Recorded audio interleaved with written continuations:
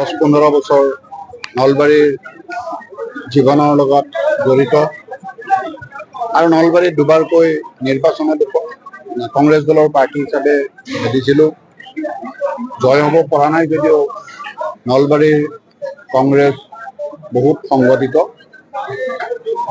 এই ৰাজীৱ ভৱনত বহুজনক আমি সম্বৰ্ধনা জনাইছোঁ আৰু আজি প্ৰদেশ কংগ্ৰেছে এটা দায়িত্ব দিছে। এই দায়িত্ব দিয়াৰ কাৰণে আজি নলবাৰী জিলা কংগ্ৰেছে মোক সম্বৰ্ধনা জনাইছে। অতিকৈ আনন্দিত যে নলবাৰীৰ পৰাই গৈ অসম প্ৰদেশ কংগ্ৰেছ কমিটিৰ সাধাৰণ সম্পাদক হৈ প্ৰশাসনিক দায়িত্ব অৰ্পণ কৰিছে।